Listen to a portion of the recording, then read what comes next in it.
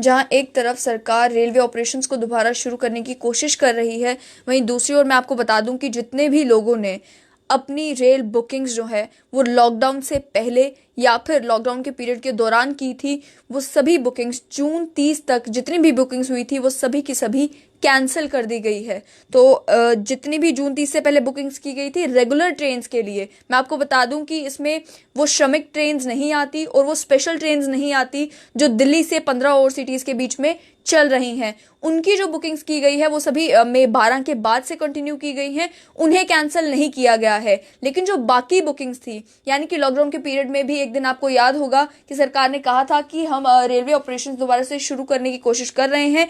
एक दिन के लिए ही बुकिंग जो है अलाउ की गई थी और फर्स्ट डे पर ही 80,000 लोगों ने अपनी बुकिंग करवाई थी, जिसके 16 करोड़ रुपए की जो टिकट्स हैं वो लोगों ने खरीदी थी अपने अपने घर जाने के लिए या ट्रैवल करने के लिए ट्रेन्स में। लेकिन अब वो सभी बुकिंग्स जो जून 30 तक हुई थी, यानी कि जून 30 तक अगर आपको कहीं जाना था और आपने रेल बुकिंग करवाई हुई थी तो वो आपकी बुकिंग आज के दिन में रद्द हो चुकी है, कैंसिल हो चुकी है।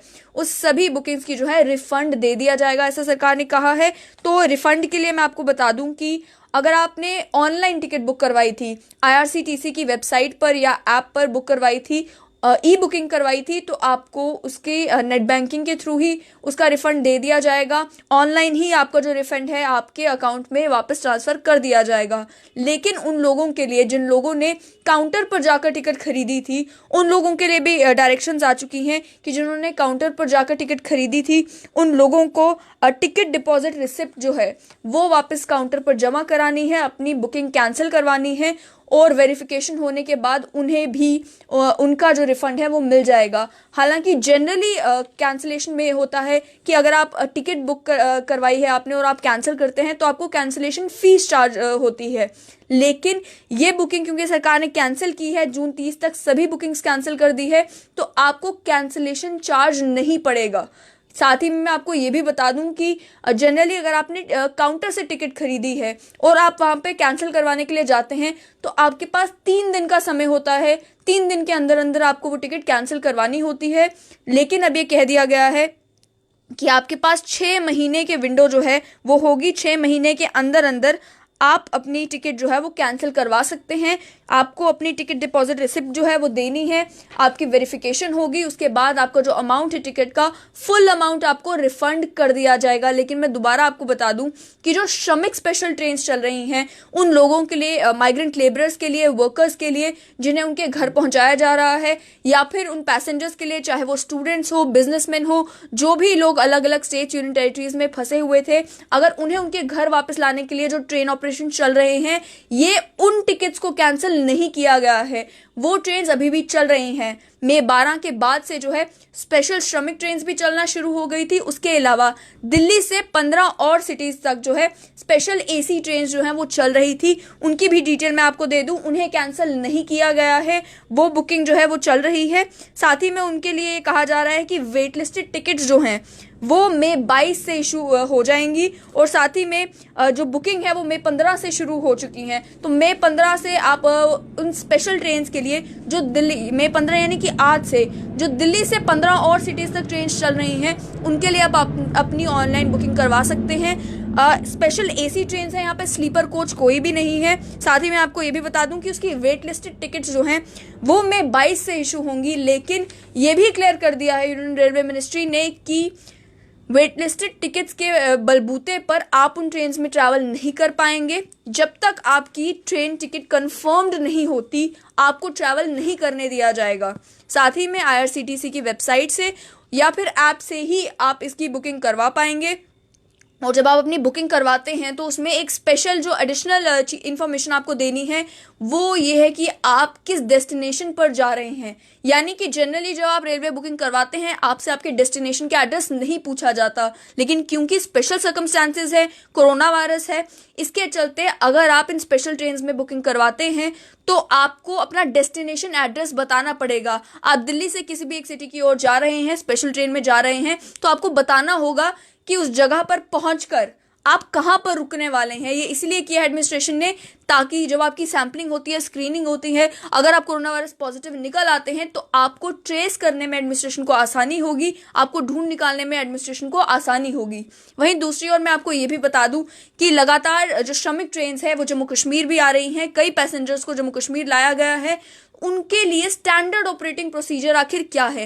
पहली बात जो सबको मालूम है कि उन्हें मास्क पहनना है, सोशल डिस्टेंसिंग का पूरा पूरा ध्यान रखना है। साथ ही में जम्मू कश्मीर के एडमिनिस्ट्रेशन ने कह दिया है कि जितने भी पैसेंजर्स जो हैं ट्रेन के जरिए जम्मू कश्मीर लाए जा रहे हैं या फिर बस के जरिए भी जो लाए जा रहे हैं, उनके लिए भी क्लियर कट गाइडलाइंस ये है कि 100% सैम्पलिंग होगी।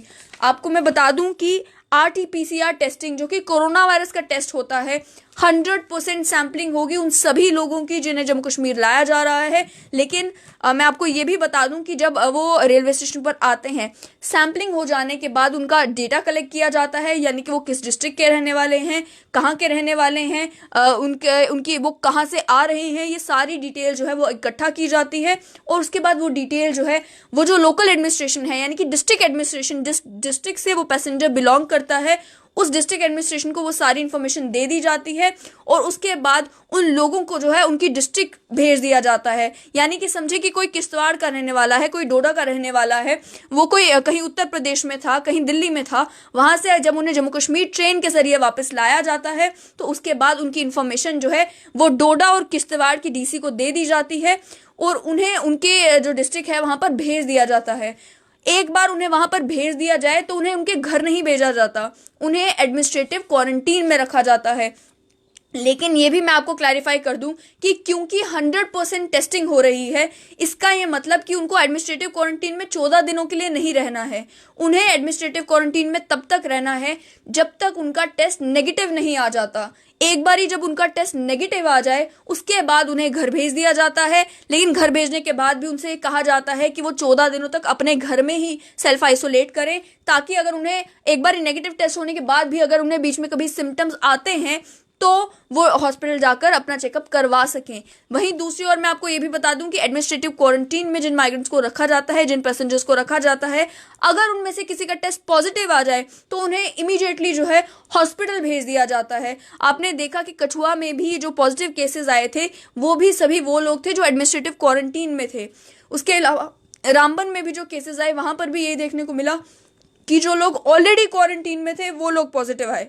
तो ये क्वारंटीन करने का जो सिलसिला है बहुत ज़्यादा इम्पोर्टेंट है, इसीलिए ताकि वो लोग जो बाहर की स्टेट से, बाहर के केंद्र शासित प्रदेशों से जम्मू कश्मीर आ रहे हैं वो यहाँ के लोकल लोगों को इन्फेक्ट ना करे। जब तक उनकी 100% टेस्टिंग नहीं हो जाती, जब तक वो नेगेटिव नहीं हो जाते, तब तक ही उन्हें एडमिनिस्ट्रेटिव क्वारंटीन में रखना है। उसके बाद उन्हें एडमिनिस्ट्रेटिव क्वारंटीन में नहीं रखा जाता। तो ये भी आप समझ लें। साथ ही मैं आपको बता दूं कि मई 12 के बाद से जो श्रमिक ट्रेन चल रही हैं, स्पेशल ट्रेन चल रही हैं, उनकी बुकिंग आप आज से करवा सकते हैं IRCTC की वेबसाइट पर।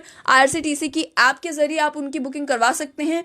लेकिन एक बहुत ही इंपॉर्टेंट चीज़ जो कही गई है वो ये है कि आप जो है उन्हें अगर कैंसिल करवाते हैं, आपने बुकिंग करवाई उसके बाद आपको बुकिंग कैंसिल करानी है, जो नई बुकिंग आप करवा रहे हैं मई 12 के बाद चलने वाली ट्रेन की, ये समझे, उसके लिए आपको, अगर आप उस बुकिंग को कैंसिल कराते हैं तो आपको 50% कैंसिलेशन चार्ज बेयर करना पड़ेगा। जनरली ये चार्ज होता है वो लगभग 25% के नज़दीक होता है। लेकिन जैसा कि मैंने आपको कहा कि स्पेशल सर्कमस्टांसेस हैं, इसके चलते अगर आप स्पेशल ट्रेन में बुकिंग करवाते हैं उसके बाद आपके जो शेड्यूल डिपार्चर होता है, यानी कि जिस समय आपकी ट्रेन निकलनी है उससे 24 घंटे के अंदर अंदर अगर आप अपनी ट्रेन की बुकिंग कैंसिल करवाते हैं तो आपको 50% जो है कैंसिलेशन चार्ज भरना पड़ेगा।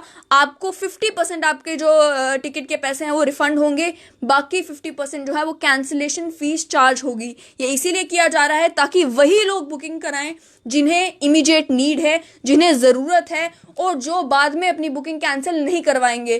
केवल वो लोग जो ट्रैवल कर सकते हैं, जिनके लिए ट्रैवल करना ज़रूरी है, वही स्पेशल ट्रेन में बुकिंग करवाएं। और उसके बाद अपनी अगर वो टिकट कैंसिल कराते हैं तो 50% जो है कैंसिलेशन चार्ज उन्हें बेयर करना पड़ेगा। आखिर में मैं एक बार फिर आपको बता दूं कि जितनी भी रेगुलर ट्रेन की बुकिंग आपने लॉकडाउन से पहले या फिर लॉकडाउन के दौरान की थी, जून 30 से पहले पहले जितनी भी आपकी वो जो जर्नीज थी उनके लिए 30 जून तक की सभी बुकिंग्स को कैंसिल कर दिया गया है।